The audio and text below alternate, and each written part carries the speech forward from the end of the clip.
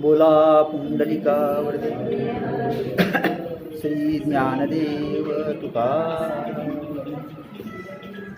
पहा, आपण 5व्या अध्यायातील जो शेवटचा श्लोक आहे तिथपर्यंत आलो आणि शेवटच्या श्लोकाचा अर्थ सांगितला होता, पण त्यानंतरच्या ज्या माऊलीच्या उभ्या आहेत त्याचं काही विवेचन केलं नव्हतं. आपण तिथंच थांबलो. आता सगळे विवेचन करून आपण तिथंच येणार आहोत. भोक्तारम यज्ञ तपसाम सर्वलोक महेश्वरम सुहृदम सर्वभूतानां ज्ञात्वा माम शांती मृच्छति. हा तो श्लोक आहे.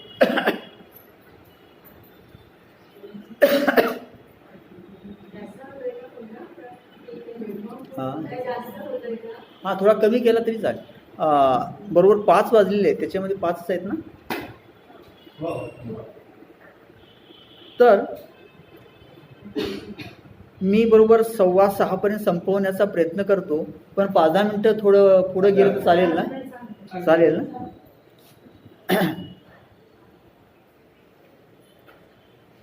पहा, आज गुरुपौर्णिमा आहे.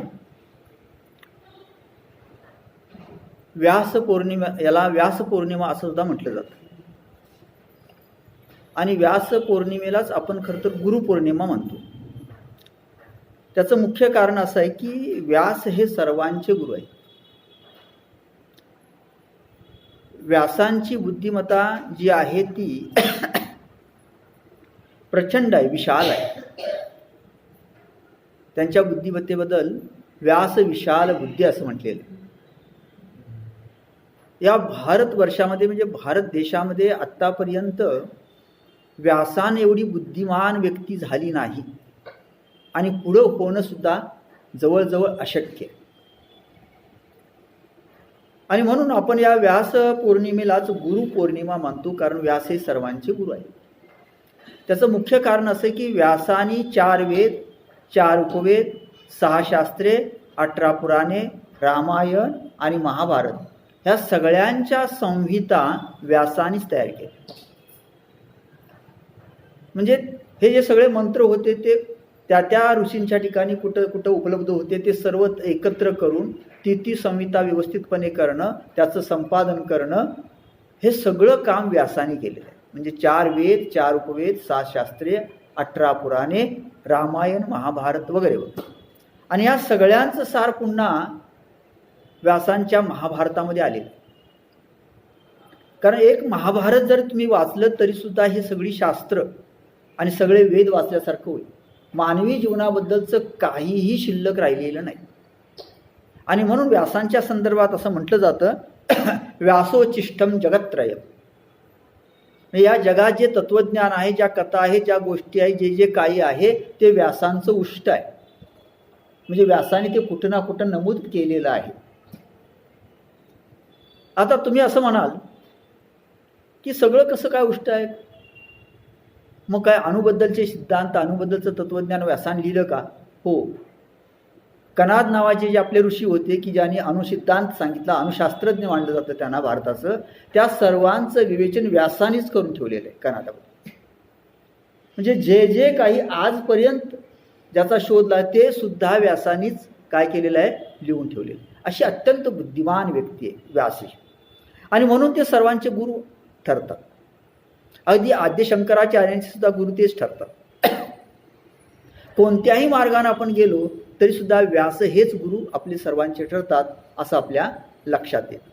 आणि म्हणून ही व्यास पौर्णिमा ती आपण गुरुपौर्णिमा म्हणून मान्य करतो, त्याचा उत्सव करतो, व्यासांची पूजा करतो. आता हे जरी असलं तरी सुद्धा व्यास हे पराशर ऋषी आणि मच्छगंधा यांच्या पोटी जन्माला आले. मच्छगंधा म्हणजे सत्यवती आणि मच्छगंधा म्हणजे कोळ्याची मुलगी. पराशर ब्राह्मण आणि मच्छगंधा कोळ्याची मुलगी. या दोघांच्या अनधिकृत विवाहातून जन्माला आलेले व्यास. म्हणून व्यासांच्या ठिकाणी प्रचंड बुद्धिमत्ता असली तरी व्यास हे ब्राह्मण नसल्यामुळे व्यासांना महर्षी पदवी देण्याबद्दल वाद सुरू झाला. आणि ब्राह्मण नसल्यामुळे त्यांना महर्षी पदवी देता येणार नाही, कारण त्यांचे वडील जरी ब्राह्मण असले तरी आई ही नीच कुळातील होती असं मानले गेले. पण नंतर मात्र व्यासांची बुद्धिमत्ता पाहून व्यासांना महर्षी पदवी द्यावी लागली. म्हणजे शेवटी पदवी ही त्या वर्णावर अवलंबून नसते, ज्ञानावर अवलंबून असते. हेही व्यासांनी त्याच काळामध्ये सिद्ध करून दाखवलं असं म्हणायला हरकत. असे प्रचंड बुद्धिमत्ता असलेले व्यास आहे. व्यासांच्या संदर्भात असं म्हटलं जातं की ते महाविष्णूचे अवतार आहेत. आणि हे सगळे वेद, पुराणे वगैरे वगैरे, रामायण वगैरे सर्व लिहिण्याचं काम करण्यासाठी जणू काही भगवान विष्णूंनी व्यासांच्या रूपाने अवतार धारण केला असं मानलं जातं. आणि म्हणून असं म्हटलं की व्यासाने हे सगळं ज्ञान पुन्हा महाभारतामध्ये आणलेलं आहे. म्हणून महाभारताच्या संदर्भात असं म्हटलं जातं की जे महाभारती नाही ती नोहरीची लोक येतील. महाभारतात नाही हे जे नाही ते त्रैलोक्यात नाही. सर्व काही सिद्धांत, सर्व काही तत्वज्ञान, सर्व काही महाभारतात आलेलं आहे असं म्हणायला काही हरकत नाही. म्हणजे मानवी जीवाचं पूर्ण चित्रण आहे. मनुष्य कसा असतो, कसा वागतो, कसा राहतो, काय करतो, हे सगळं महाभारतात आहे असं आपल्या लक्षात येईल. म्हणून व्यास हे सर्वांचे तत्वज्ञानाच्या दृष्टिकोनातून, गुरुत्वाच्या दृष्टिकोनातून सर्वश्रेष्ठ ठरतात, म्हणून गुरु ठरतात. काव्याच्या दृष्टिकोनातून सुद्धा ते सर्वश्रेष्ठ ठरतात, म्हणून त्यांना महर्षी व्यास असं म्हटलं जातं. आणि अशा व्यासांची ही आजची पौर्णिमा असल्यामुळेच आपण या पौर्णिमेलाच गुरुपौर्णिमा असं मानतो. आता गुरुपौर्णिमा म्हटल्यानंतर प्रामुख्यानं आपला असा एक समज आहे की गुरुपौर्णिमा म्हटल्यानंतर त्या ठिकाणी एक गुरूंचा अनुग्रह आपल्याला व्हावा, किंवा गुरु संदर्भात काहीतरी आपण विवेचन करावं, किंवा आणखी काही तशा प्रकारचे काहीतरी करावं असं आपल्याला वाटतं. गुरुपौर्णिमेचा संबंध आणखी एक आहे, तो म्हणजे दत्तात्रेय आणि आदिनाथ, म्हणजे नाथ संप्रदाय, म्हणजे दत्त संप्रदाय आणि नाथ संप्रदाय. आता दत्तात्रेयांशी संबंध येण्याचं कारण असं आहे, आपली सर्वांची परंपरा, गुरुपरंपरा कुठूनही कशी गेली तरी शेवटी ती आदिनाथाकडेच जाते. आदिनाथ गुरु सकळ सिद्धांचा, मच्छंद्रतयाचा मुख्य शिष्य. आणि ही आदिनाथ परंपरा जी आहे की जी मच्छंद्रानं जे ज्ञान गोरक्षांना दिलं, त्याच्यामध्ये आणखी एक धागा आहे, तो म्हणजे दत्तात्रेयांचा. दत्तात्रेयांचं एक मुख्य काम असं आहे की हे ज्ञान लोकांना देणे, लोकांपर्यंत पोचवणे, ही जबाबदारी दत्तात्रेयांची आहे. आणि म्हणून आदिनाथानंतर दत्तात्रेय हे गुरु मानले जातात. आणि या जगामध्ये जे जे ज्ञान सर्वांना मिळालेलं आहे, आत्मज्ञान, तत्वज्ञान, ते दत्तात्रेयांपासून मिळालेलं आहे असं आपल्या लक्षात आहे. म्हणून दत्तात्रेय गोरक्षनाथांना सुद्धा म्हणतात. गोरक्षनाथ जेव्हा त्यांना विचारतात तुम्ही कोण आहात, तेव्हा दत्तात्रेय त्यांना सांगतात मी तुझा गुरु आहे. इथं आपल्या लक्षात येईल की मधला हा जो धागा आहे तो धागा आपल्या लक्षात येत नाही, पण हे सगळं जशी सगळी जबाबदारी जी आहे ती दत्तात्रेयांची आहे असं आपल्या लक्षात येतं. म्हणून दत्तात्रेय हे सर्वांचे गुरु आहेत. ते अगदी ब्रह्मा, विष्णू, महेशाचे सुद्धा गुरु आहेत. मग त्यांचे अवतार मग श्रीपाद श्रीवल्लभ असतील, नृसिंह सरस्वती असतील, अक्कलकोट स्वामी असतील, ही जी काही परंपरा असेल ती परंपरा पुढे आलेली आहे असं आपल्या लक्षात येतं. याचं कारण पुन्हा असं आहे की त्यांच्या या कृपेशिवाय आपलं तत्वज्ञान, आपली साधना फलद्रूप होत नाही. म्हणजे दत्तात्रेयांची कृपा झाल्याशिवाय आपली साधना फलद्रूप होत नाही. तुम्ही किती साधना केली त्यांची कृपा आवश्यक असते. आणि म्हणून गुरुपौर्णिमे दिवशी पुन्हा आपल्याकडे एक पद्धत आहे की दत्तात्रेयांची उपासना करणं, दत्तात्रेयांची पूजा करणं, त्यांचं दर्शन घेणं वगैरे वगैरे अशा प्रकारची परंपरा आपल्याला पाहायला मिळते. कारण दत्तात्रेय हे सर्वश्रेष्ठ गुरु आहेत. आणि गुरुचरित्रामध्ये असं वर्णन आलेलं आहे की भगवान शंकर किंवा भगवान विष्णू जर क्रोधित झाले आपल्यावर तर दत्तात्रेय त्यांचं रक्षण करू शकतात, पण गुरु जर क्रोधित झाले तर कोणी रक्षण करू शकत नाही. याचा अर्थ हे दत्त तत्व जे गुरु तत्व आहे ते सर्वात श्रेष्ठ आहे असं मानलेलं आहे असं आपल्या लक्षात येईल. आणि म्हणून ही एक परंपरा आपल्या लक्षात येते. दुसरी परंपरा जी आहे ती मी आता सांगितल्याप्रमाणे अगदी नाथ परंपरा, आदिनाथ गुरु सकळ सिद्धांचा मच्छंद्रतयाचा मुख्य शिष्य, मच्छंद्र आणि बोध गोरक्षाशी केला, गोरक्ष ओळला गहिनी प्रती, गहिनी प्रसादे निवृत्ती दाता, ज्ञानदेवा सार चोजली. ही ज्ञानदेवांच्यापर्यंत आलेली परंपरा, निवृत्ती म्हणजे गोरक्षनाथांपासून मच्छंद्रनाथांपासून. मग ज्ञानदेवानी अनेकांना ते तत्वज्ञान किंवा तो ती जी विद्या आहे ती विद्या दिली किंवा तो अनुग्रह दिला असं आपल्या लक्षात येतं. ज्ञानदेवाने सच्चिदानंद बाबांना दिला, विसोबा खेचरांना दिला आणि विसोबा खेचरांकडून संत नामदेवांना दिला गेला. ही एक परंपरा आहे. अशा अनेक परंपरा ज्ञानदेवांच्यापासून निर्माण झालेल्या आपल्याला वेगवेगळ्या पाहायला मिळतात. पण इथं आपल्या आपण लक्षात घेतलं पाहिजे की आदिनाथ गुरु सकळ सिद्धांचा मच्छिंद्रतयाचा मुख्य शिष्य म्हणजे मच्छिंद्र, आदिनाथ जो शंकर आहे त्याचे अनेक शिष्य होते, त्यात मुख्य शिष्य कोण आहे? मच्छिंद्र. मच्छिंद्राने बोध गोरक्षाशी केला, मच्छिंद्राने बोध गोरक्षाशी केला म्हणजे गोरक्षनाथांना बोध केला, गोरक्ष ओळला गहिनी प्रती आणि गोरक्षाने ते ज्ञान गहिनीनाथांना सांगितले. गहिनी प्रसादे निवृत्ती दातार, गहिनीनाथाने ते निवृत्तीनाथांना सांगितले. ज्ञानदेवा सार चोजविले आणि मग ते निवृत्तीनाथांनी ज्ञानदेवांना दिलं. आता इथे एक जो शब्द वापरलेला आहे तो अतिशय महत्त्वाचा आहे, चोजविले. काय? चोजविले. ज्ञानदेवा सार चोजविले म्हणजे हे ज्ञान गहिनीनाथांनी निवृत्तीनाथांनी ज्ञानदेवांना चोजविले याचा अर्थ भरविले. चोजविले याचा अर्थ काय? भरविले.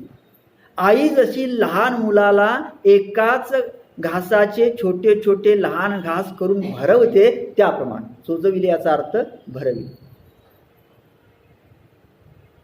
या चोजविले या शब्दाचा अर्थ माऊलीनं आणखी एका ठिकाणी स्पष्ट केलं ज्ञानेश्वरीमध्ये. बाळ जै जेव विजे तै घासू विसा ठाई की. लहान मूल जर जेवायला लागलं तर आई काय करते? एकच घास 20 ठिकाणी करते म्हणजे त्याचे छोटे छोटे घास करते आणि त्याला भरविते. म्हणजेच काय? सद्गुरू काय करतात? सद्गुरू आपल्या पात्रतेनुसार अधिकारानुसार ते ज्ञान हळूहळू आपल्याला जसं पचेल तसं देतात, त्यांना सद्गुरू म्हणतात. ज्ञानदेवांना ते चोजविले म्हणजे भरविले असा शब्द, फार सुंदर शब्द वापरलेला आहे असं आपल्या लक्षात. ही एक परंपरा आहे. म्हणजे ही नाथ परंपरा आपल्या लक्षात येते. एक दत्त परंपरा, नाथ परंपरा. आता स्वामी स्वरूपानंद हे नाथ परंपरेतीलच आहे. आपण ज्या ठिकाणी आहोत ही परंपरा सुद्धा कशी कोणती आहे? नाथ परंपराच आहे, हे लक्षात घ्या. आणखी एक परंपरा आहे ती वारकरी संप्रदायामध्ये आहे, नाथ परंपरा आहे. ही दुसरी परंपरा आहे की ज्या परंपरेचे तुकाराम हे सर्वोच्च अधिकारी होते. सत्य गुरुराये कृपा मज केली परी नाही घडली सेवा काही, सापडविले वाटे जाता गंगा स्नाना मस्तकी तुझा ना ठेविला कर, भोजना मागती तूप पावशेर पडिला विसर स्वप्ना माझी, काय कळे उपजला अंतराय म्हणून या काय त्वरा झाली, राघव चैतन्य केशव चैतन्य सांगतील कोण मालिकेची. म्हणजे बाबाजी चैतन्य यांनी स्वप्नामध्ये तुकोबारायांना अनुग्रह दिला आणि आपली पाठीमागली परंपरा काय सांगितली? राघव चैतन्य केशव चैतन्य. म्हणजे राघव चैतन्य केशव चैतन्य बाबाजी चैतन्य आणि तुकोबाराय. आणि मग तुकोबारायांपासून ही परंपरा निळोबारायांपर्यंत चालत आहे. निळोबारायांकडून ती शंकर महाराज शिरूरकर यांच्याकडे गेली. शंकर महाराज शिरूरकराकडून ती परंपरा वास्कर घराण्यामध्ये आहे. अशी एक परंपरा मोठी या म्हणजे वारकरी संप्रदायामध्ये प्रचलित आहे. ही एक गुरु परंपरा आहे आपल्या, असं आपल्या लक्षात येईल. म्हणजे अशा प्रकारच्या 3-4 परंपरा एक अतिशय महत्त्वाच्या आहेत आणि त्याप्रमाणे आजच्या दिवशी या गुरुपरंपरेला महत्त्व देऊन त्या गुरुपरंपरेचं स्मरण करणं हे अतिशय महत्त्वाचं मानलं जातं.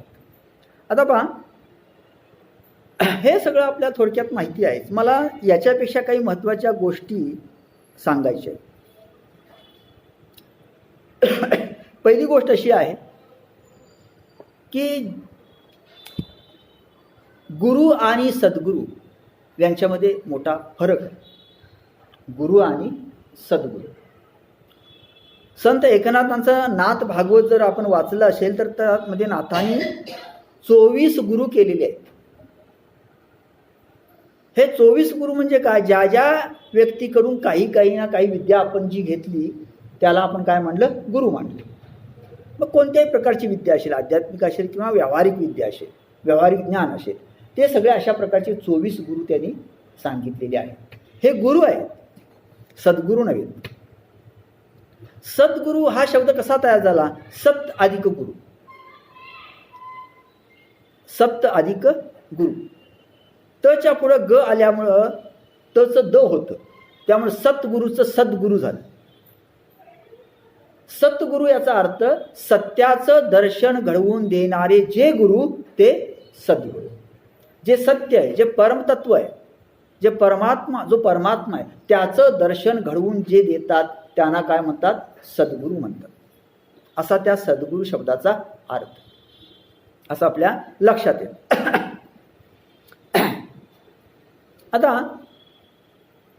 हे जे सद्गुरू आहे, हे सद्गुरू प्राप्त होण्यासाठी आणि सद्गुरूंच्या नंतर आपल्याला त्या परमेश्वराची म्हणजे मोक्षप्राप्ती होण्यासाठी 3 कृपा शास्त्रामध्ये सांगितलेली आहे. पहिली आहे शास्त्रकृपा, दुसरी आहे ईशकृपा म्हणजे ईश्वर कृपा, आणि तिसरी आहे सद्गुरू कृपा. शास्त्रकृपा म्हणजे तुम्ही शास्त्राचं अध्ययन केलं पाहिजे आणि त्याचा मतितार्थ तुमच्या लक्षात आला पाहिजे, याला शास्त्रकृपा असं म्हटलेलं. त्यानंतर परमेश्वराची कृपा झाली पाहिजे. केवळ शास्त्रकृपा होऊन नाही चालणार, त्यासाठी त्याला शरण गेलं पाहिजे आणि त्याची कृपा आपण संपादन केली पाहिजे. म्हणून गीतेमध्ये अनेक ठिकाणी भगवान सांगतात, पा अर्जुना, हे तू सगळं जरी केलंस तर तू मला शरण आहे. तू जर मला शरण आलास ना तर मी सर्व पाहून घेईन. म्हणजे पहिल्यांदा शास्त्रकृपा जरी झाली तरी दुसरी ईशकृपा म्हणजे ईश्वर कृपा अतिशय महत्त्वाची असते. आता ईश्वर कृपा जरी झाली तरी सुद्धा जोपर्यंत सद्गुरू कृपा होत नाही तोपर्यंत मोक्ष नाही. मग तिसरी कृपा जी सांगितली ती सद्गुरू कृपा सांगितली. म्हणजे शास्त्रकृपा, ईशकृपा आणि सद्गुरू कृपा. ही सद्गुरू कृपा अतिशय महत्त्वाची आहे आणि त्यासाठी एक विशिष्ट प्रकारची साधना जर आपण केली तर ती सद्गुरू कृपा आपल्याला प्राप्त होते. आता या सद्गुरूंचं वर्णन जे ज्ञानदेवाने केलेलं आहे ते अनेक अध्यायामध्ये आपल्या सद्गुरूंचं वर्णन त्यांनी केलेलं आहे आणि ते फार सुंदर आहे.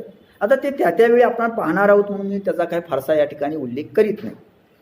पहिल्या अध्यायामध्ये केलेलं आहे, 10वा अध्याय आहे, 11वा अध्याय आहे, 12वा अध्याय आहे, 13वा अध्याय आहे.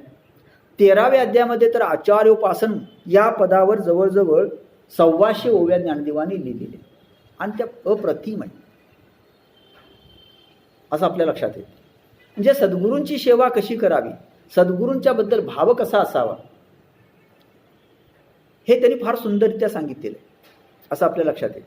कारण तशा प्रकारची गुरुकृपा झाल्याशिवाय मोक्षाची प्राप्ती नाही किंवा या संसार सागरातून सुटका नाही. आणि म्हणून ज्ञानदेव अनेक ठिकाणी या सद्गुरूंचं वर्णन करतात असं आपल्या लक्षात येईल. आता त्यांचे सद्गुरू म्हणजे प्रत्यक्ष निवृत्तीनाथ आहे आणि हे निवृत्तीनाथ म्हणजेच प्रत्यक्ष परब्रह्म आहे. ज्या ज्या ठिकाणी ज्ञानदेव निवृत्तीनाथांचं वर्णन करतात त्या ठिकाणी ते जणू काही परब्रह्म आहे असं समजूनच त्याचं वर्णन केलेलं आपल्याला पाहायला मिळतं. कारण गुरु हे एक तत्व आहे आणि गुरु तत्वाच्या पलीकडे आणखी कुठल्याही प्रकारचं तत्व नाही असंच आपल्या शास्त्रामध्ये मांडलं जातं. परमेश्वरच देव असतोही देवच असतो आणि तोही गुरु असतो. माझ्या विठ्ठलाचा कैसा प्रेम भाव आपणची देव होय गुरु.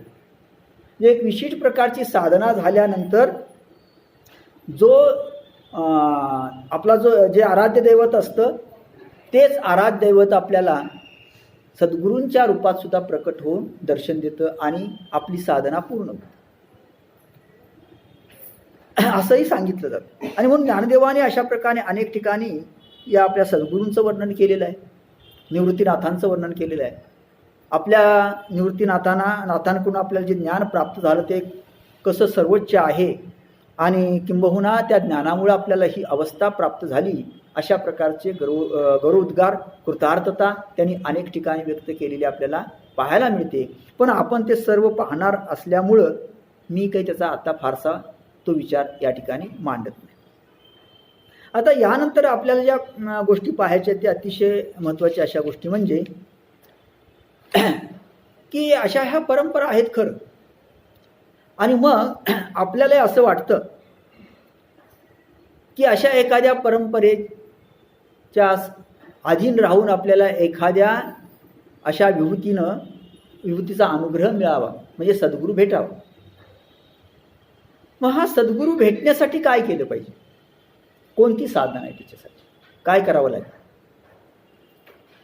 पहिली गोष्ट अशी आहे की ज्ञानदेवांची परंपरा असेल, दत्तात्रेयांची परंपरा असेल, नाथांची परंपरा असेल, तुकोबारायांची परंपरा असेल, या परंपरेमध्ये समाविष्ट होण्यासाठी या सर्वांनी त्याच्या अगोदर कधी ना कधी फार मोठी साधना केलेली आहे, हे लक्षात ठेवा.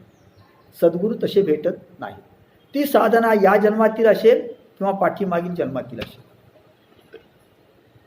सद्गुरू लवकर भेटले आणि लवकर तुम्हाला आत्मसाक्षात्कार झाला, याचा अर्थ एवढाच होतो की पूर्वजन्मामध्ये तुम्ही ती साधना पूर्ण केलेली आहे आणि त्याचा परिणाम म्हणून तुम्हाला या जन्मामध्ये सद्गुरू लवकर भेटलेले आहेत आणि आत्मानुभूती आली.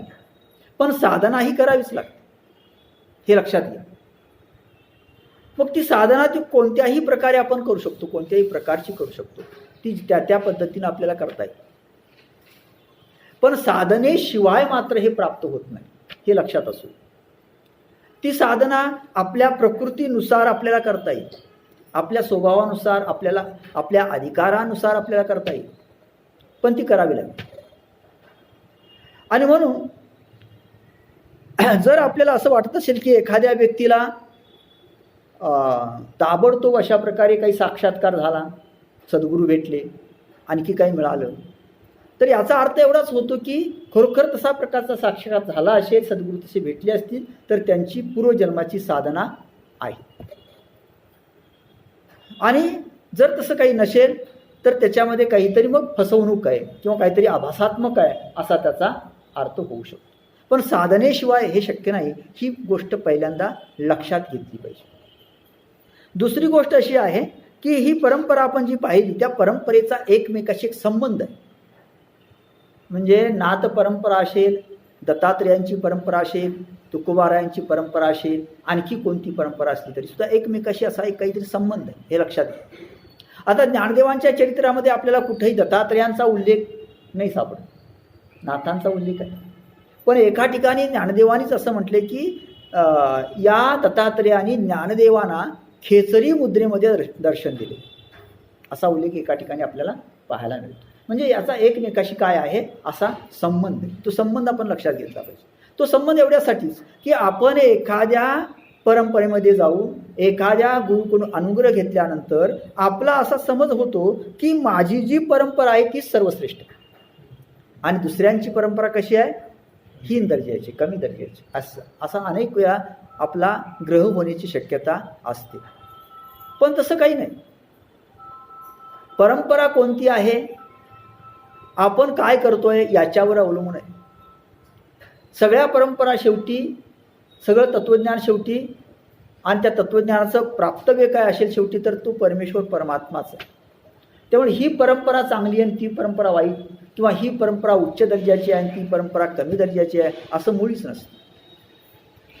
हे पहिल्यांदा लक्षात घेतलं पाहिजे. दुसरी गोष्ट अशी आहे की सद्गुरू कसे म्हणजे शोधावेत, सद्गुरूंचा शोध कसा घ्यावा, नेमका सद्गुरू कसा ओळखावा आणि त्यांना शरण जावं. पहिली गोष्ट अशी आहे की जर सद्गुरू आपल्याला ओळखता आले तर त्यांना शरण जाता येईल. जर सद्गुरू आपल्याला अगोदर ओळखताच आले नाहीत तर पुढचं काहीच होणार. मग यासाठी काही करता येईल का आपल्याला, यासाठी काही गोष्टी आहेत का, याच्यासाठी काही खुणा वगैरे, काही लक्षणं वगैरे पूर्वीच्या शास्त्रामध्ये सांगितलेली आहेत का, तर आहेत. मी आज जे हे सगळं विवेचन करतोय त्या सगळ्याचं तात्पर्य जर तुम्ही म्हटलं काय आहे, तर मी तुम्हाला 2 वाक्यात सांगेन. ते तात्पर्य असं आहे की शिष्य कसा असावा आणि सद्गुरू कसा असावा. शिष्य असा असावा की जो सद्गुरूंना सर्व काही देण्यास तयार आहे, समर्पित करण्यास तयार आहे, असा शिष्य असावा. हे सद्गुरूंना सर्व काही समर्पित करण्यास तयार आहे असा शिष्य असावा. आणि सद्गुरू कसे असावेत? शिष्याकडून काही न घेणारे असे असावेत. सद्गुरू कसे असावेत? शिष्यांकडून काही न घेणारे असे असावेत. म्हणजे गुरु कसे असावेत आणि शिष्य कसे असावेत असं मी तुम्हाला सांगितलं मी. म्हणजे शिष्य सर्व काही द्यायला तयार आहे, पण सद्गुरू घ्यायला तयार आहे. हे लक्षात घेतलं पाहिजे. आणि म्हणून अशा प्रकारचे जे सद्गुरू असतात ते सद्गुरू आपल्याला ओळखता आले पाहिजे. आणि त्यांना मग शरण गेलं पाहिजे. एकदा तुम्ही सद्गुरूंची पूर्ण परीक्षा घ्या, त्या व्यक्तीची, त्या विभूतीची. आणि पूर्ण परीक्षा घेतल्यानंतर खात्री झाल्यानंतर त्यांचा सद्गुरू म्हणून स्वीकार करा. पण एकदा सद्गुरू म्हणून स्वीकार केल्यानंतर मात्र पुन्हा पुन्हा सद्गुरू बदलायचे नाहीत, हे लक्षात असू दे. आपल्याकडे काय प्रथा आहे, आपण हे सगळं बदलतो आहोत, त्याला काही अर्थ राहत नाही. अगोदर तुम्ही निश्चित काय करा, त्याची परीक्षा घ्या. अनेक दिवस परीक्षा घ्या, अगदी जवळून परीक्षा घ्या. हे लक्षात घ्या. जेवढ्या पद्धतीनं परीक्षा घ्यायची आहे तेवढ्या पद्धतीनं घ्या, काही हरकत नाही. पण नंतर मात्र नाही. आणि सद्गुरूंची परीक्षा आज घेतलीच पाहिजे, कारण आजची परिस्थिती वेगळी आहे, पूर्वीची परिस्थिती वेगळी होती. हे लक्षात घ्या. आणि अशा प्रकारचे सद्गुरू आपल्याला भेटले पाहिजेत. हे कधी भेटतात? जर तशा प्रकारची आपली साधना असेल तर भेटतात, मगाशी सांगितल्याप्रमाणे. मग ही साधना तुम्ही एखाद्या देवतेची उपासना करू शकता, एखाद्या मंत्राची मंत्र जप करू शकता.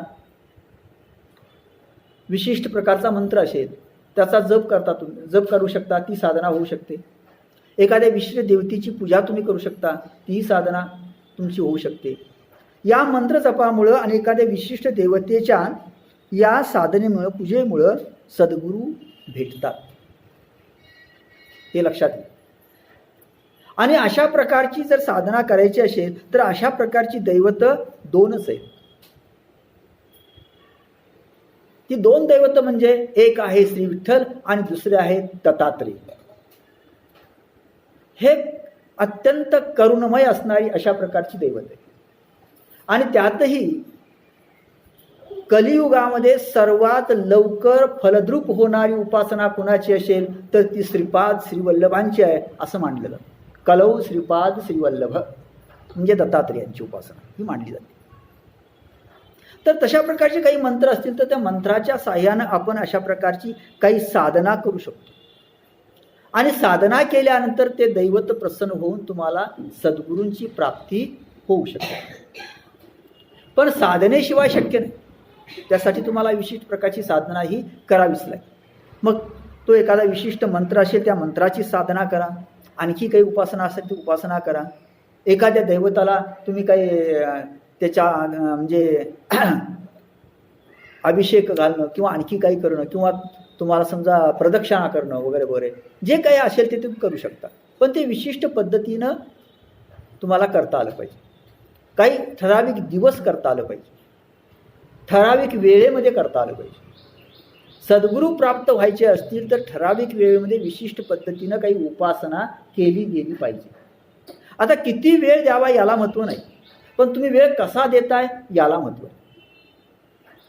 म्हणजे 3 तास मी दररोज काय करतो, ध्यान करतो, पण त्या 3 तासातली 3 मिनटंसुद्धा माझी इकडं नसतात, दुसरंच काहीतरी मनामध्ये असतं. त्या 3 तासाला काही अर्थ नाही, हे लक्षात घ्या.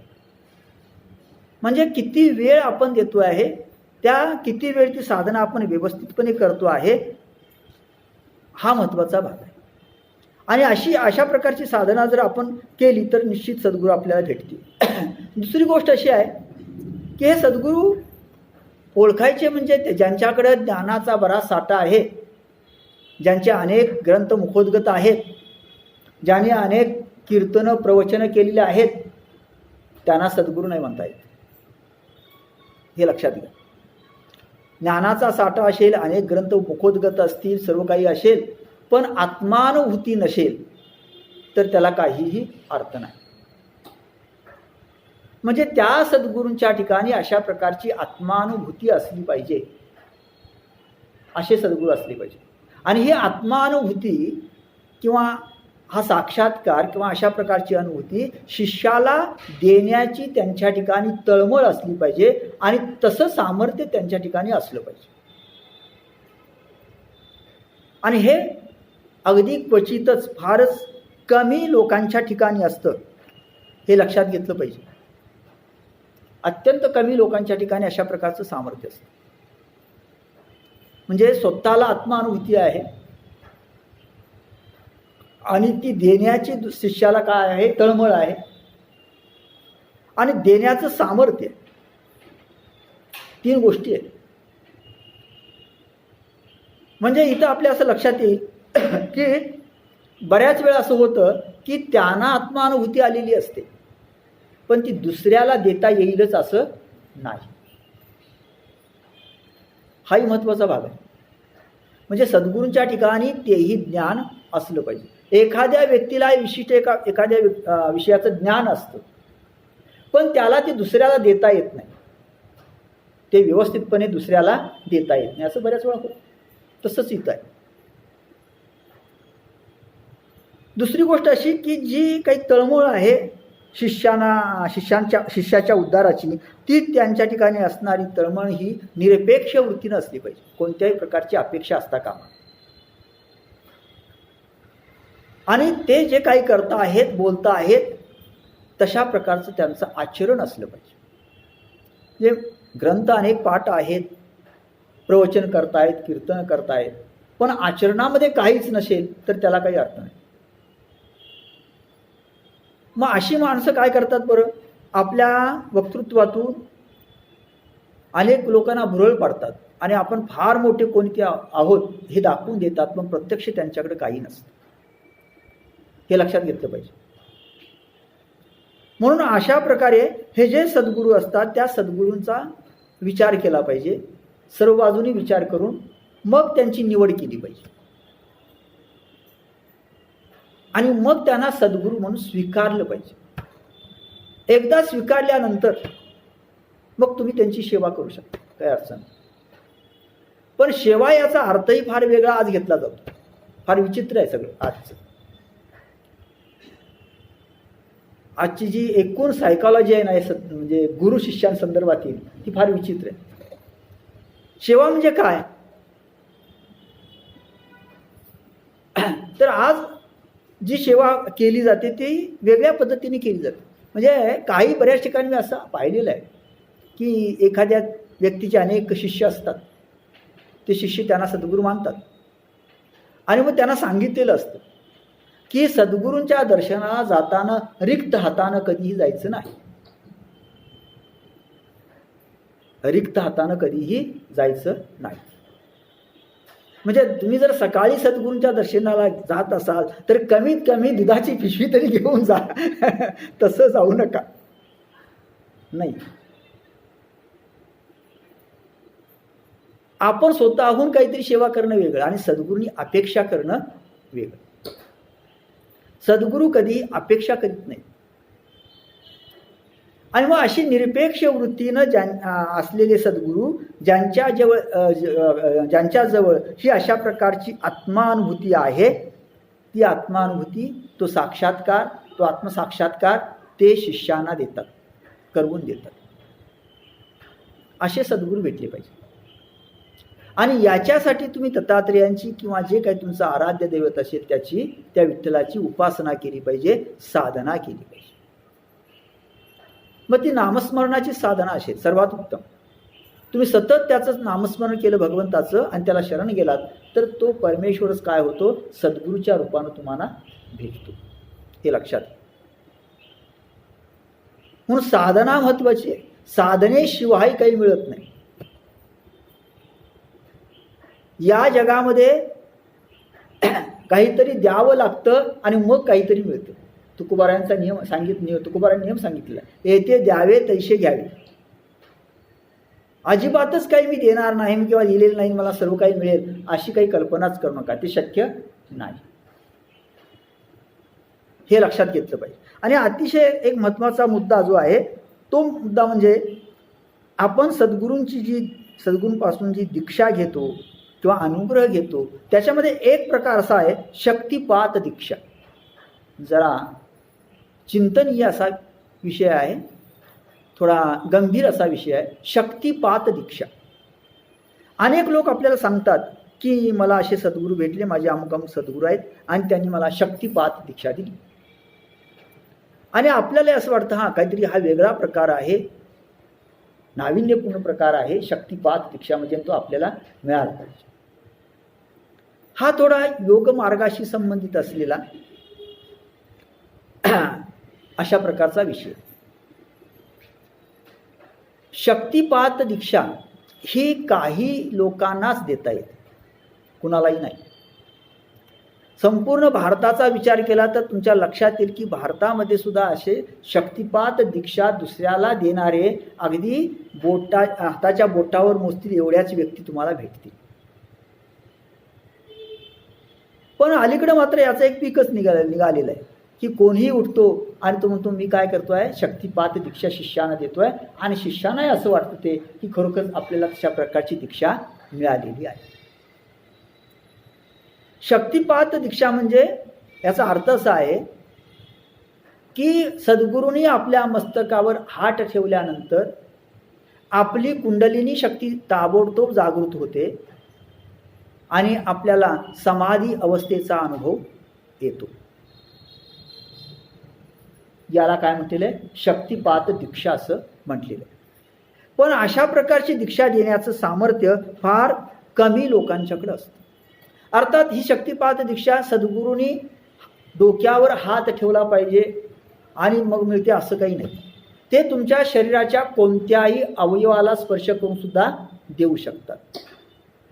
ते तुमच्या भ्रूमध्यामध्ये सद्गुरूंनी फक्त पाहिलं तरी सुद्धा तुम्हाला काय होते समाधी अवस्था प्राप्त होते. ते इथंच तुमच्या समोर पाहिजेत असं नाही, ते दूर राहून सुद्धा तुम्हाला काय करू शकतात दीक्षा देऊ शकतात. म्हणजे सद्गुरू समजा हजारो किलोमीटर दूर आहे आणि तुम्ही इथं बसले आहात आणि त्यांनी सांगितलं की या वेळेला या ठिकाणी तू बैस, मी तुला दीक्षा देईन, तुम्हाला इथं सुद्धा ती अवस्था प्राप्त होते, असा अनुभव येऊ शकतो.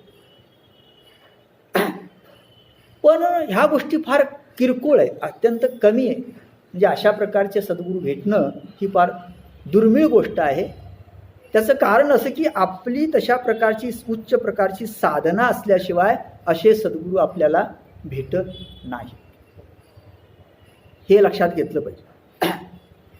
दुसरी गोष्ट अशी की मग हे सद्गुरू खरोखरच जेव्हा काही गुप्त गोष्टी सांगतो की सद्गुरू जेव्हा खरोखरच आपल्या मस्तकावर हात ठेवतात किंवा स्पर्श करतात तेव्हा शक्तिपात होतो, म्हणजे काय घडतं नेमकं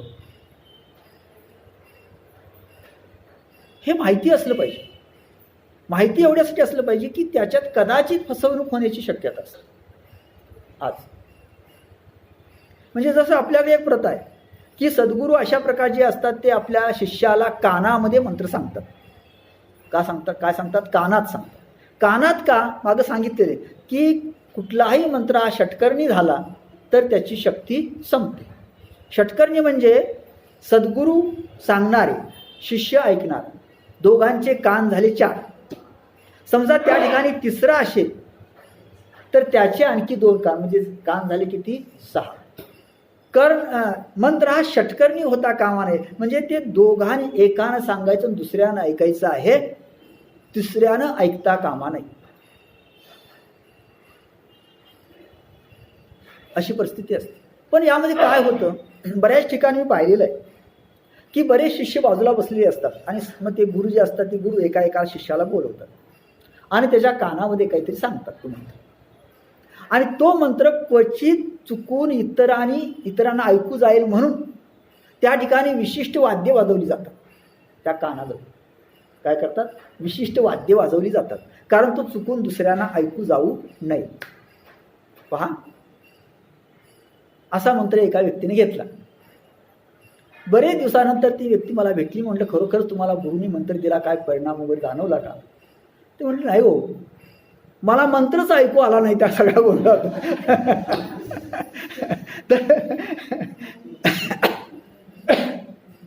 म्हणजे तो मंत्रच त्यांना ऐकू आला नाही.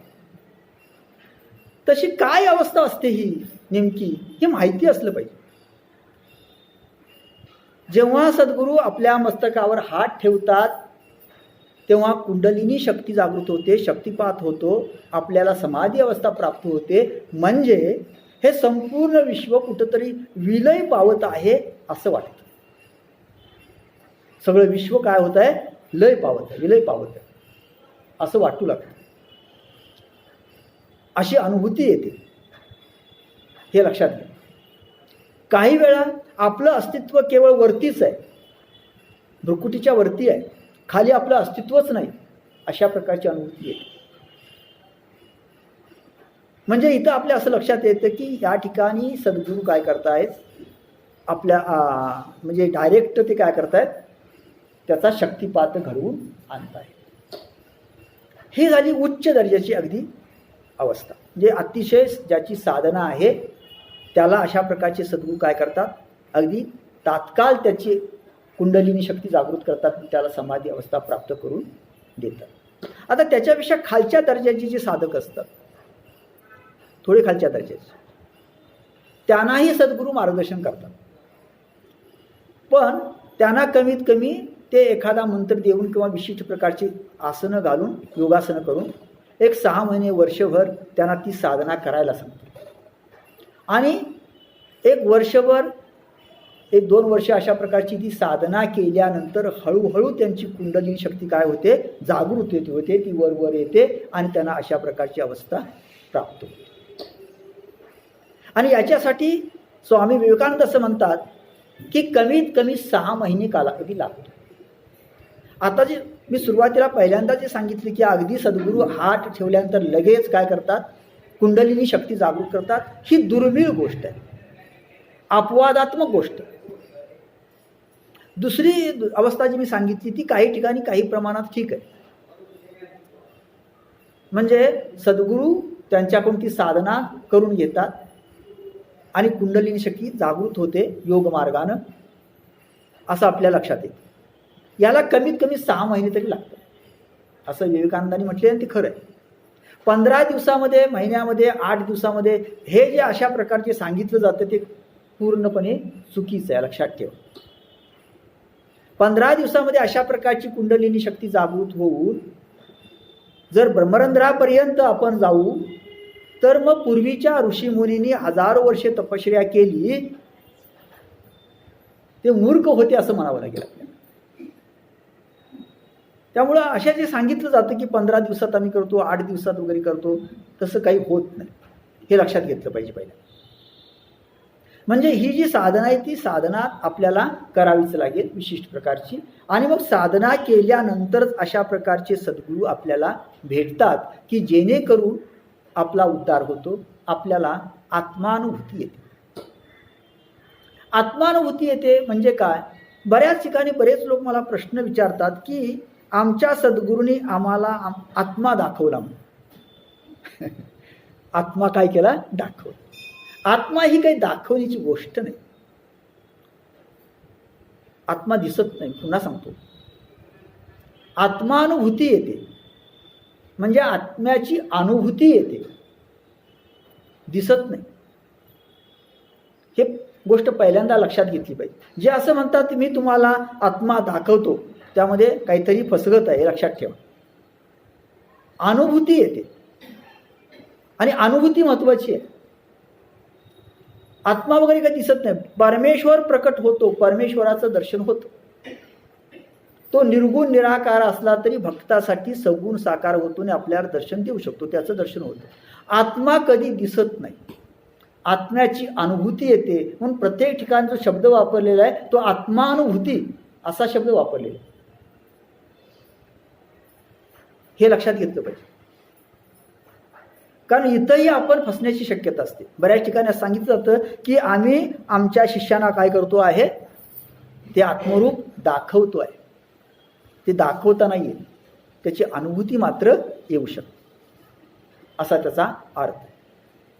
म्हणजे असे सद्गुरू आपल्याला भेटले पाहिजे. हा पहिला भाग आहे.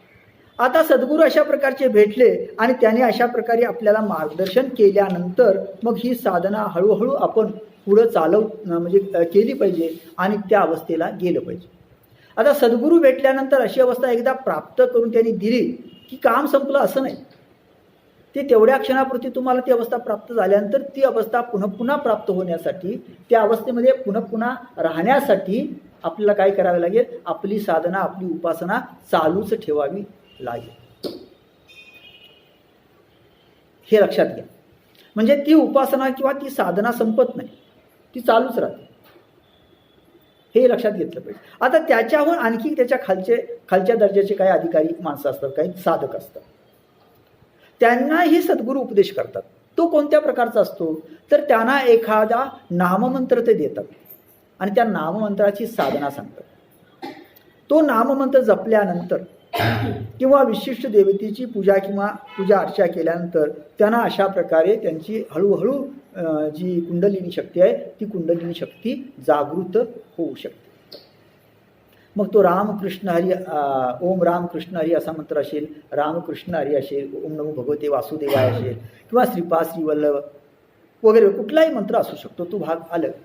म्हणजे अशा प्रकारे ज्याला हे काही जमत नाही त्यांनी काय करावं? त्यांनी अशा प्रकारे नामसाधना करावी. नामसाधना ही सर्वांसाठी सुलभ आहे, सोपी आहे. आणि नामसाधनेने सुद्धा अशा प्रकारे सद्गुरू आपल्याला भेटतात आणि अशा प्रकारची कुंडलिनी शक्ती जागृत होऊ शकते. हे लक्षात घ्या. कुंडलिनी शक्ती जागृत होण्याचे अनेक मार्ग आहेत. कोणत्याही मार्गानं ती जागृत होते.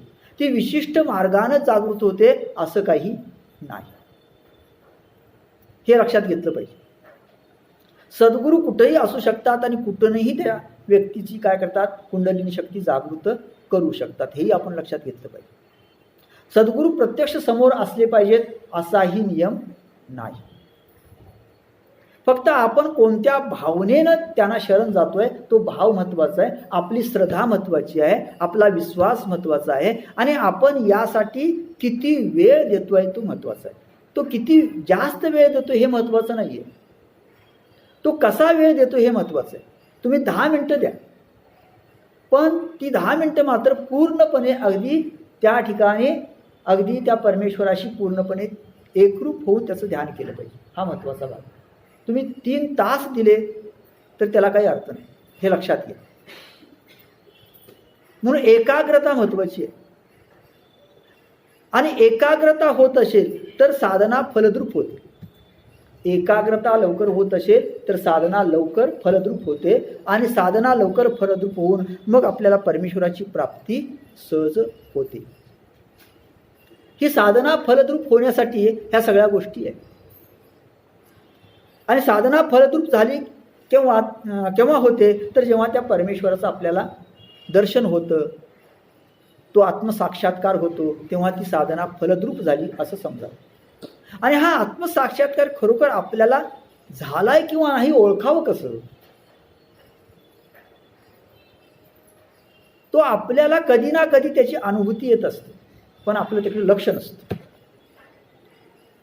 आत्मसाक्षात्काराची अनुभूती येणं याचा अर्थ एवढाच आहे की आत्यंतिक शांततेचा अनुभव येणं.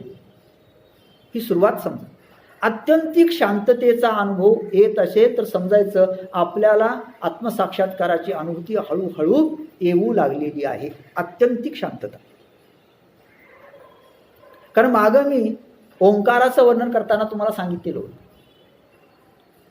की कुठलाही मंत्र म्हटल्यानंतर आपल्याकडे काय पद्धत आहे शेवटी म्हणण्याची? ओम शांती शांती शांती. त्याचं कारण असं आहे, भगवंताचं स्वरूप हे कसं आहे? शांत आहे. आणि मागं हेही मी तुम्हाला सांगितलं होतं की शांत म्हणजे काय, शांती म्हणजे काय, असं जर ऋषीमुनींना आपल्या विचारलं तर ते सांगतात शांती म्हणजे शांती. शांतीवर जास्त बोलायचं नाही कारण त्याचा भंग होईल. म्हणजे शांततेचा अनुभव हा कशाचा अनुभव आहे? आत्मानुभव, आत्मतत्वाचा अनुभव आहे. ते लक्षात घ्या. मग तुम्ही पहाटे उठून बसला असाल, तुम्हाला पूर्ण अगदी शांत अनुभव येत आला असेल की ज्या 1-2 क्षण तुम्हाला दुसरं काहीच जाणवत नाही. तो शांततेचा अनुभव. हा कशाचा अनुभव आहे? त्या आत्मस्वरूपाचा अनुभव आहे.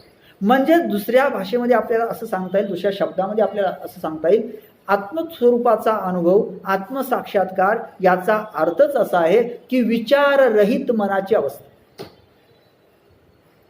विचाररहित मनाची अवस्था. कुठलाहीच विचार नाही, कुठलाच संकल्प नाही, विकल्प नाही, काहीच नाही. अशी जी एक शांत अशा प्रकारची मनाची अवस्था असते त्याला इथं आत्मसाक्षात्कार असं म्हटले.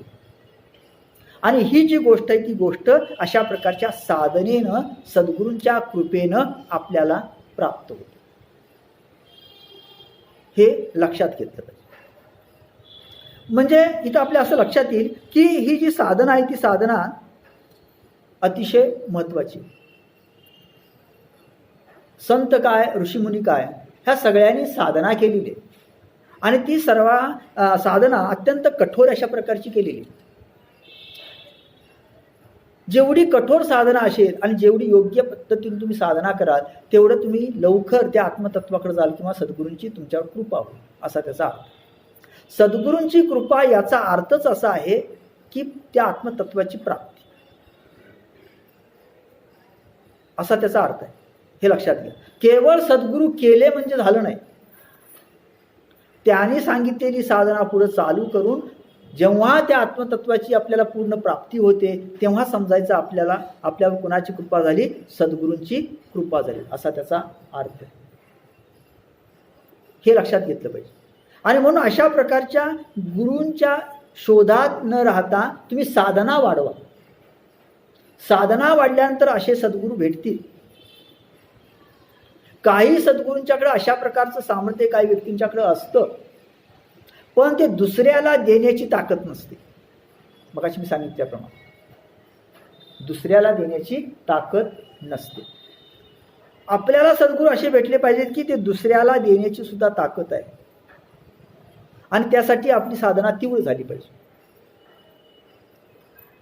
मग सद्गुरू आपल्याला अशा प्रकारे भेटतात आणि तो आत्मसाक्षात्कार आपल्याला घडतो आणि मग आपली आणखी पुढे साधना सुरू राहते आणि पूर्णपणे आपण त्या आत्मतत्वाशी एकरूप होऊन जातो असा त्याचा अर्थ.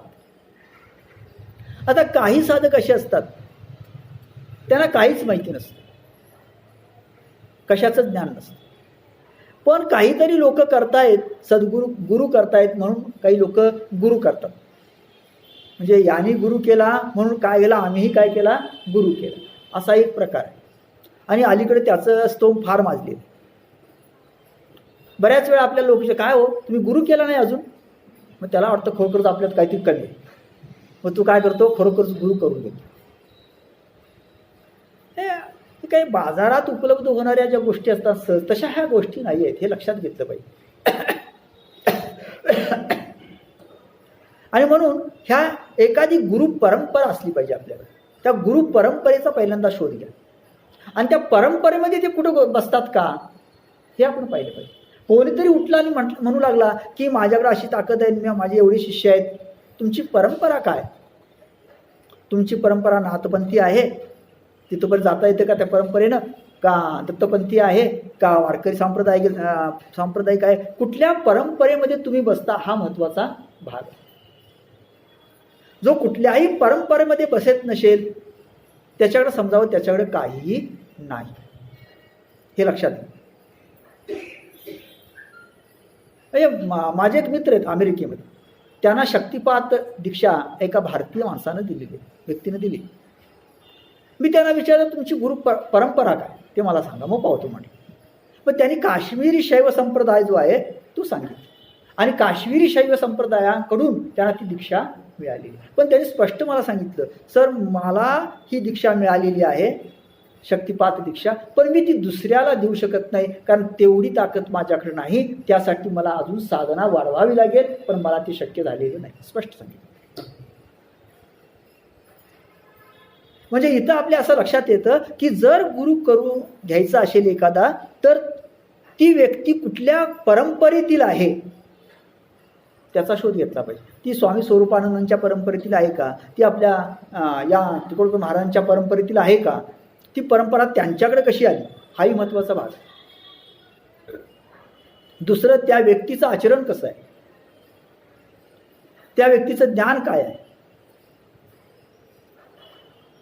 त्या व्यक्तीचं एकूण जे आचरण आणि त्याची शुद्धता, त्याचं पावित्र्य काय आहे, या सगळ्या गोष्टींचा विचार करून आपल्याला सद्गुरूंची निवड करावी लागते आणि सद्गुरूंना ते अशा शरण जावं लागतं. हे लक्षात घ्या. एकदा शरण गेल्यानंतर ते अशा प्रकारे आपल्याला ती विद्या देतात. पण अशा प्रकारचे जे काही गुरु असतात की जे शिष्याकडून केवळ सेवाच घेत असतील आणि त्यांना काही देत नसतील, तर समजावं तिथं आपली फसवणूक झालेली आहे. हे लक्षात घ्या. सेवा याचा अर्थ असं काहीतरी देणं वगैरे नाही. किंवा मागं मी आपल्याला सांगितलं होतं की सद्गुरूंचं उच्चिष्ट सेवन करणे हा प्रकार आपल्याकडे फार विचित्र आहे. मग एवढा विचित्र भयंकर प्रकार आहे की अनेक ठिकाणी आज आपल्याला पाहायला मिळेल की वेगवेगळ्या प्रकारचं अन्न वगैरे ते गुरु खातात आणि ते उच्चिष्ट जे असतं, उष्ट अन्न असतं ते शिष्याला देतात आणि शिष्यही ते खातात. हा एक पुरातन प्रकार आहे की सद्गुरूंचं उच्चिष्ट खाल्यानंतर तशा प्रकारची विद्या समोरच्या व्यक्तीला सुद्धा ती प्राप्त होते. पण ती काही सर्वमान्य अशा प्रकारची विद्या नाही आणि तशा प्रकारचं सामर्थ्य कोणामध्येही नाही जवळजवळ आली. पण अशा प्रकारचे काही विचित्र प्रकार, घाणेरडे प्रकार आपल्याकडं आहेतच. आणि म्हणून स्वामी स्वरूपानंदाने असं सांगितलेलं आहे की सद्गुरूंच्या मुखातलं उच्चिष्ट याचा अर्थ सद्गुरूंच्या मुखातून आलेले शब्द, ते त्यांचं काय आहे, उच्चिष्ट आहे, ते ग्रहण करावं असा त्याचा अर्थ. म्हणजे एखाद्या गोष्टीचा अर्थ लावताना आजच्या युगामध्ये काय लावायचा ते सुद्धा समजलं पाहिजे आणि तशा पद्धतीने तो अर्थ लावला गेला पाहिजे. कारण हे काय झालं, पूर्वी एक महानुभाव संप्रदाय म्हणून आपल्याला माहिती होता, आता फारसा तो नाही आहे. त्या महानुभाव संप्रदायामध्ये एक योगी असे होते, ते भजी खायचे. काय खायचे? भजी खायचे. आणि भजी खाता खाता उष्ट भज जर समोरच्या माणसाकडे फेकलं त्याने आणि ते तर त्यानं जर खाल्लं ना तर त्याला सुद्धा तशा प्रकारच्या सगळ्या सिद्धी प्राप्त व्हायच्या. अर्थात तशा सिद्धी होणं किंवा असा प्रकार होणं हा एखादा अपवादात्मक भाग असू शकतो. त्या अपवादात्मक भागाला आपण आकर्षित होता कामा नये आणि फसवून जाता कामा नये. हे लक्षात घ्या. आपल्याला वृद्धिसिद्धी नको आहे. आज काय झालेलं आहे, ज्यांच्याकडे काही थोड्याफार सिद्धी आहेत, म्हणजे काही सामर्थ्य आहे किरकोळ, त्यांना आपण गुरु मानतो. नाही, अध्यात्मामध्ये वृद्धिसिद्धीला फारसं महत्त्व नाही. माऊलीने स्पष्ट सांगितलेलं आहे, जो अमृताशी ठेवी तो जैसा कांजी नशिवी तैसा स्वसुखानुभवी न भोगी वृद्धी. म्हणजे जो अमृताला नावे ठेवणारा माणूस पेज पिईल काय? नाही पिणार. तो त्याप्रमाणे आत्मानुभव जो आहे त्या सुखामध्ये रममाण होणारा मनुष्य वृद्धिसिद्धींच्या नादी कधीच लागणार नाही. ज्याच्यासमोर स्वर्गसुख सुद्धा तुच्छ आहे तो वृद्धिसिद्धींना कधीच मानणार नाही. म्हणजे आपल्याला जे प्राप्त करून घ्यायचं आहे ते आत्मतत्व प्राप्त करून घ्यायचं, आपल्याला वृद्धिसिद्धी नको आहे. म्हणून वृद्धिसिद्धी ज्यांच्याकडे आहेत किंवा वृद्धिसिद्धीचे चमत्कार जे दाखवत आहेत अशा गुरूंच्या नादी लागता कामा नये. त्या गुरूंच्या नादी लागून संसारातील काही गोष्टी आपल्याला मिळतील नाही असं नाही, पण अध्यात्म नाही होणार. हे लक्षात घेतलं पाहिजे. शुद्ध अध्यात्म जर करायचं असेल तर या वृद्धिसिद्धींच्याही पलीकडे गेलेले असे जे सद्गुरू असतात, अशा ज्या विभूती असतात त्यांचाच विचार केला पाहिजे. हे लक्षात घ्या. आणि मग अशी माणसं असतात का? हो, असतात. ती भेटतात आपल्याला, नाही असं नाही. ती कदाचित आपल्या जवळ असू शकतात, कदाचित आपल्या जवळ असू शकतात, कारण ती प्रसिद्धीपासून दूर असतात, इतर सर्व गोष्टींपासून कशा असतात? दूर असतात. हे लक्षात घ्या. आणि म्हणून अशा व्यक्तीला शरण जाणं ही अतिशय महत्त्वाची गोष्ट आहे. आणि अशा व्यक्तीला शरण जाणं म्हणजे संतांना शरण जाणं. कारण संत कसे आहेत? आचार संपन्न आहेत. संत कसे आहेत? आचार संपन्न आहेत. म्हणून मी म्हणून तुम्हाला एक लक्षण सांगतो, शेवटी कुणाला शरण जायचं? जो आचार संपन्न आहे त्याला शरण जा. जो आचार संपन्न आहे त्याला शरण जा. जो ज्ञान संपन्न आहे त्याला शरण जाऊ नका. ज्ञान संपन्न असलेला आचार संपन्न असेलच असं नाही. ज्ञान संपन्न आणि आचार संपन्न जर असेल तर प्रश्नच नाही. पण आचार संपन्न असणारा जो मनुष्य असतो ना त्याला शरण जा. परमेश्वर त्याच्या ठिकाणी असतो, हे लक्षात घ्या. जो सर्व काही जाणतो, अनेक शास्त्र जाणतो, त्याच्या ठिकाणी परमेश्वर नसतो, हे लक्षात घेतलं पाहिजे. ज्याला असं वाटतं मला सर्व काही समजलं, त्याला नाही काही समजलेलं, हे लक्षात घेतलं पाहिजे. म्हणून ज्ञानाचं प्रदर्शन करणाऱ्या ज्या व्यक्ती असतात ना ते कधी सद्गुरू होऊ शकत नाही. ज्ञानाचं प्रदर्शन करणारी व्यक्ती सद्गुरू होऊ शकत नाही. आचार संपन्न व्यक्ती सद्गुरू होऊ शकते, हे लक्षात घेतलं पाहिजे. आणि म्हणून माझ्याकडे परवाच एक व्यक्ती आली होती, महिला होत्या. त्याने मला म्हटलं की मी ज्ञानेश्वरी वाचली, अनेक वेळा वाचली. ज्ञानेश्वरीवर ज्याने अनेक ग्रंथ लिहिले, सुबोध अशा प्रकारचे स्पष्टीकरण, तेही मी वाचले, पण तरीही मला काही फारसं समजलं नाही. त्यांचं वाक्य काय होतं, तरीही मला काही फारसं समजलं नाही. तेव्हा मी त्यांना एवढंच म्हटलं, तुम्हाला ज्ञानेश्वरी समजली, तुम्हाला ज्ञानेश्वरी समजली. ज्याला ज्ञानेश्वरी समजली नाही असं वाटतं, हे समजतं त्याला ज्ञानेश्वरी समजली असं त्याचा अर्थ. ज्याला असं वाटतं मला ज्ञानेश्वरी समजली, त्याला काहीच नाही समजलं. म्हणजे मला हे समजलं नाही हे समजणं महत्वाचं आहे, हे लक्षात घ्या. म्हणून अशा प्रकारच्या व्यक्तींची निवड करावी. आणि आज व्यास पौर्णिमा आहे, गुरुपौर्णिमा, या निमित्त त्यांना शरण जावं. आणि अशा प्रकारची व्यक्ती जोपर्यंत आपल्याला भेटत नाही तोपर्यंत त्या परमेश्वराला शरण जावं. तो आहेच ना, त्यानं म्हटलेलं शेवटी मीच गुरु होऊन येईल. भोक्तारम यज्ञ तपसाम सर्व लोक महेश्वरम सुहृदम सर्वभूतानाम ज्ञात्वा माम शांतिमुच्यते. त्याला शरण. मग तो काय करायचं तो ठरवेल. तुम्हाला कोणत्या व्यक्तीमार्फत तो अनुग्रह द्यायचा का आणखी कोणत्या पद्धतीनं द्यायचा हे तो ठरवतो, आणि तो अनुग्रह तुम्हाला निश्चित मिळेल. मग त्याच्यावर विश्वास पाहिजे, हे लक्षात घ्या. विश्वास याचा अर्थ कुठेही उठून कशावर विश्वास ठेवायचा, श्रद्धा ठेवायची असा त्याचा अर्थ नाही. विश्वास हा जाणीवपूर्वक ज्ञानपूर्वकच ठेवायचा आहे. फक्त विश्वास याचा अर्थ एवढाच आहे की एकदा एखाद्या व्यक्तीवर किंवा एखाद्या दैवतावर विश्वास ठेवल्यानंतर, श्रद्धा ठेवल्यानंतर आपल्या स्वार्थासाठी ते गुरु अथवा ते दैवत कधीही बदलू नये, हा त्याचा अर्थ आहे, हे लक्षात घ्या.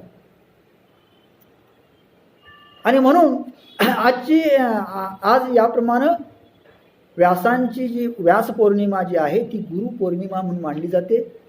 आज बरेच लोक अशा प्रकारे अनुग्रह घेतात आणि आपल्या जीवनाचं कल्याण करण्याचा मार्ग शोधण्याचा प्रयत्न करतात. त्यासाठी अनेक प्रकारचे मी गुरु आता आपल्याला सांगितलेले आहेत. आपणच त्याचा शोध घ्यायचा आहे, आपणच त्याचा विचार करायचा आहे, आपणच त्याची पूर्ण चौकशी करायची आहे आणि मग सद्गुरू म्हणून त्या व्यक्तीला निवडायचं. कारण जसं लग्नामध्ये सुद्धा आपण पती किंवा पत्नी म्हणून लग्न करण्याच्या अगोदर सगळी चौकशी करतो. कारण एकदा लग्न लागलं की मग काही करता येत नाही, मग जे आहे ते स्वीकारावं लागतं. तसं इथं सुद्धा तसंच आहे.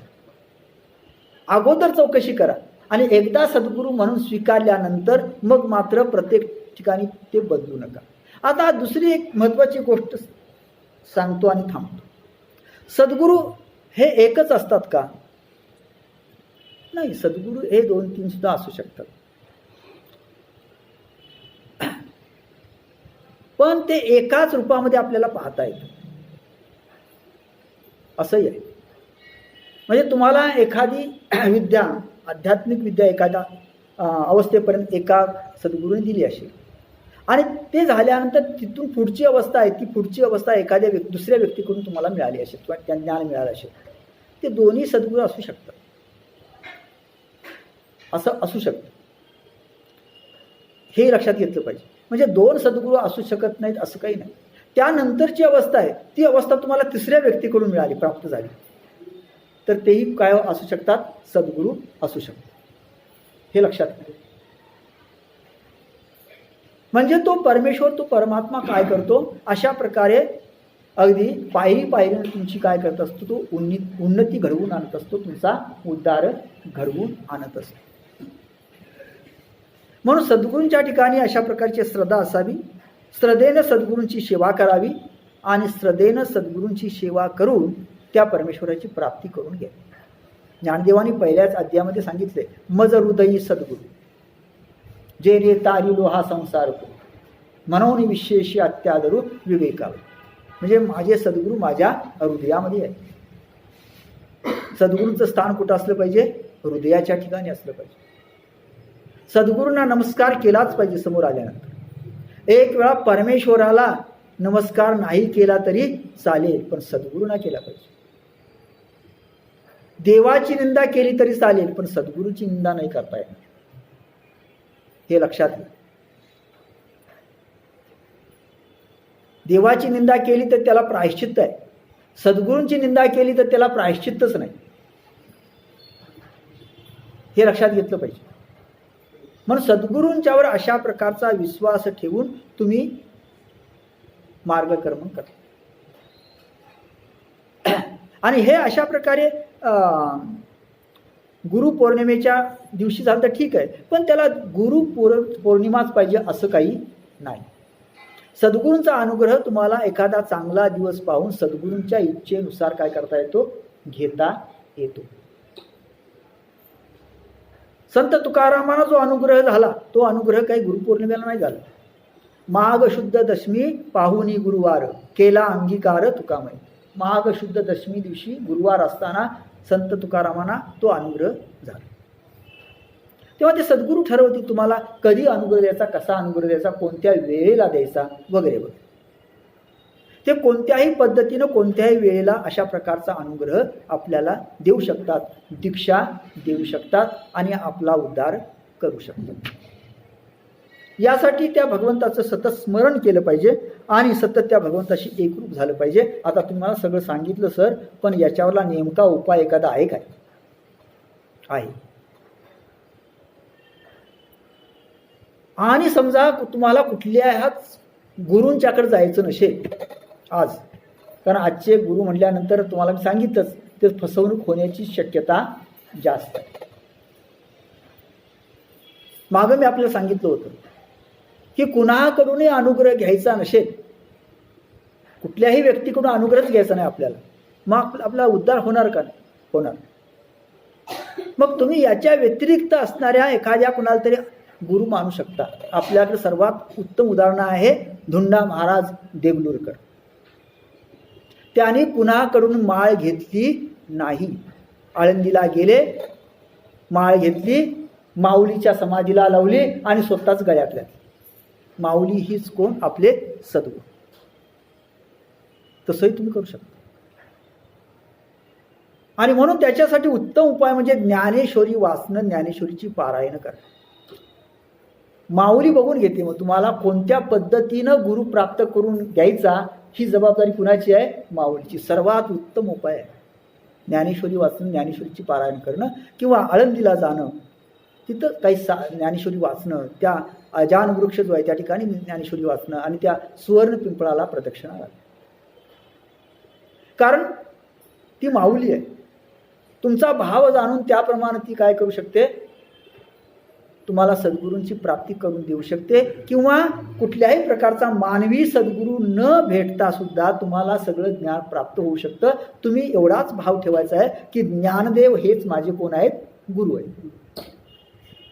तुम्ही एवढाच भाव ठेवायचा आहे की दत्तप्रभू हेच माझे कोण आहेत? गुरु आहेत. श्रीपाद श्रीवल्लभ हेच कोण आहेत? माझे गुरु आहेत. तो विठ्ठल हाच माझा गुरु आहे, हा भाव जर असेल तर पुढची जबाबदारी त्यांची आहे, आपली नाही. शरण गेलेल्या माणसाची सर्व जबाबदारी तो ज्याला शरण जातो त्याची असते, आपली नसते. पण त्याला सर्व भावाने शरण जाता आलं पाहिजे, गेलं पाहिजे. हाच अतिशय महत्त्वाचा भाग. म्हणून ज्याला हेच काही जमत नसेल, ह्या जंजाळातच आपल्याला पडायचं नाही, त्यानं ज्ञानेश्वरी वाचावी बस, की आपोआप होऊन जाईल. आणि मग हे आपोआप होतं, त्या परंपरेतलंच कोणतरी आपल्या जवळ येतं, आपला त्याचा विश्वास बसतो आणि हे सगळं घडून येतात आपोआप. हे लक्षात घ्या. कसं घडतं, काय घडतं नाही, त्याला काही तंत्र नाही, ते आपल्याला सांगता येणार, ते त्यांनाच नाही. म्हणून सद्गुरू जे असतात ते अशा प्रकारे परंपरेतले असले पाहिजेत एक. आणि जर या जंजाळात पळायचं नसेल तर तुम्ही त्या माऊलीची सेवा करा, ती माऊली सर्व काही पाहून. हा दुसरा उपाय त्याच्यावरला आहे. मग ती कोणत्याही परंपरेने ते त्यापर्यंत पोचवतील. तुम्ही कसे पोचवतील काही सांगता येत नाही. आता पहा ना, तुम्ही सर्व या परंपरेमध्येच आलेला आहात. म्हणजे ही सुद्धा एक नाथ परंपरा आहे, म्हणजे माऊलीचीच परंपरा आहे, स्वामींचीच परंपरा आहे. आणि तुम्ही इथं आलेला आहात, तुम्ही शरण इथं आलेला आहात. याचा अर्थच तुम्हाला माहिती नाही, पण तुम्हाला गुरु मिळालेला आहे. पण गुरु मिळालेला हे माहिती नाही गुरुच्या रूपात, एवढाच भाग आहे. भाग काय, ते मिळालेलं आहे हे माहिती नाही. ते माहिती तरी का नाही, बरोबर आहे. एखादी गोष्ट कधी माहीत व्हावी ह्याला सुद्धा काही काळ वेळ असतो, कुठेही केव्हाही माहिती होऊन चालत नाही. आणि बऱ्याच गोष्टीचं अज्ञान चांगलं असतं. तर तुम्ही म्हणा सर फारच काहीतरी बोलायला लागले. बऱ्याच गोष्टीचं अज्ञान चांगलं असतं, ते ज्ञान विशिष्ट वेळेलाच व्हावं, कधीही होऊ नये. तेव्हा तुमची प्रगती होण्यासाठीच तुम्हाला इथं आणलेलं आहे, पण तुम्हाला अजून माहिती करून दिलेलं नाही की हे तुमचे गुरु आहेत वगैरे वगैरे काय, किंवा आणखी काय असेल. मी एक माझ्याच आयुष्यातली गोष्ट सांगतो, जरा विनोद सांगतो. मी मगापासून सगळं गांभीर्यानं बोललो ना, जरा विनोद पाहिजे म्हणून सांगतो. मी 11वीला कोल्हापुरात शाळेसाठी म्हणून आम्ही खेड्यात राहणार. कोल्हापूरचा आणि आमचा कधी संबंध, शहराचा आणि आमचा कधी संबंध. आम्हाला एकच रस्ता माहिती होता, आमच्या हॉस्टेलपासून आमच्या स्टँडपर्यंत, म्हणजे रेल्वे स्टेशनपर्यंत जाणार. इकडे तिकडे गेलो तर आम्हाला काही समजायचं नाही. पण आमच्या या गावात एक व्यक्ती होती आणि त्या शनिवार पोस्टाजवळ ती एका ठिकाणी थांबत असते. मग आता दुपारनंतरचा वेळ काय करायचं म्हणून आम्ही त्या व्यक्तीकडे तिथं बसत असून काहीतरी चर्चा करत असतो. मला ती व्यक्ती एक दिवस असं म्हणाली, अरे खाली कोपऱ्यावर जा आणि तिथून ब्रिस्टॉल पाकिट घेऊन ये.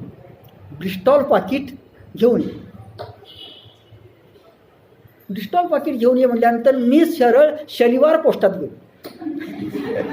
आणि जिथं दिलेलं असतं ना, पाकिटे तिकिटे मिळतील, तिथं त्या माणसाला म्हटलं एक ब्रिस्टॉल पाकिट द्या.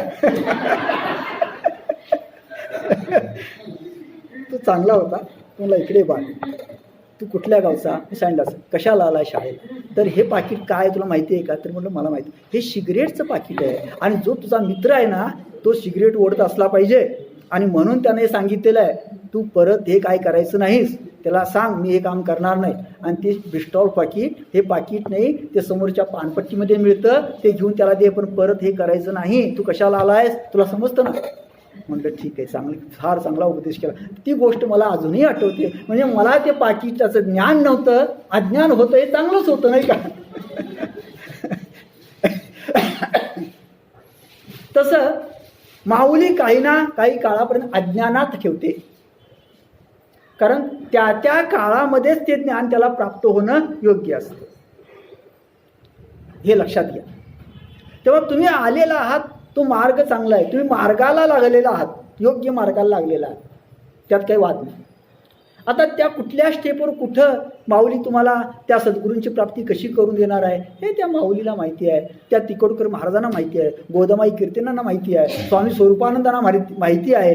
त्यांनी सगळी व्यवस्था करून ठेवलेली आहे, फक्त तुम्हाला माहिती नाही.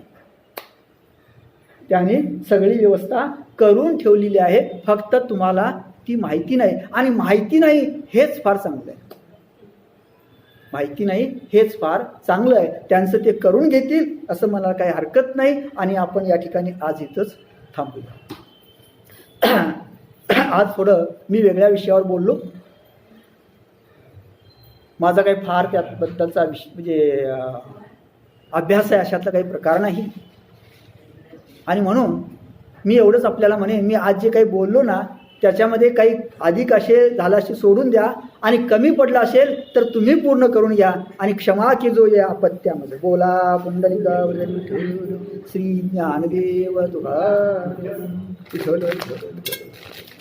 सर आपण या सर्वांना द्या प्रत्येकाने एकेकाने येऊन उठून इथे येऊन सरांच्याकडून ठीक प्रसाद आहे. घ्या. या तुम्ही घ्या ना मॅडम, तुम्ही घ्या ना.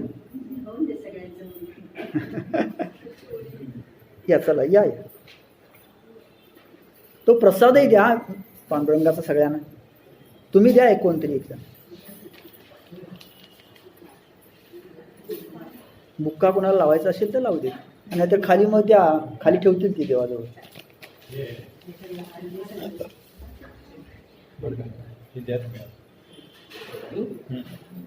ते त्यांनी दिलेलं आहे त्यावेळी मी नव्हतो ना. मला पण नाही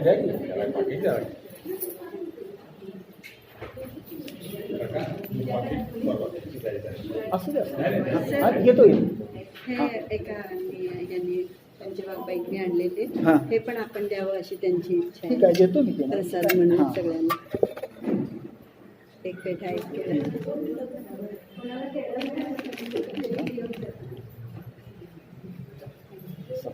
हां हा हां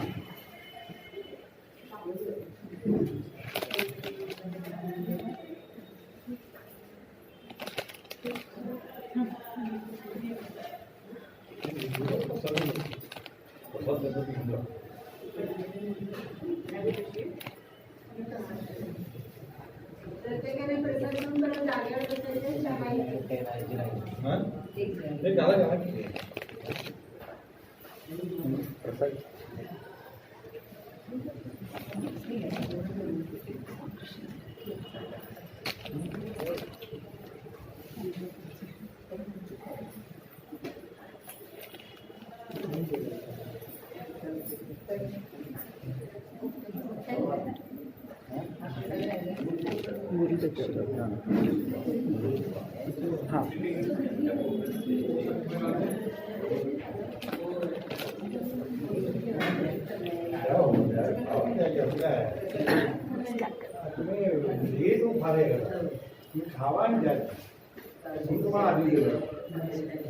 प्रसाद मिळाला का सगळ्यांना?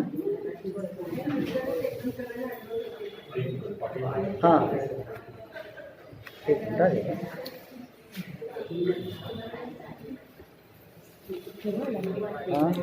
मी परवा आलो, शुक्रवारी आलो.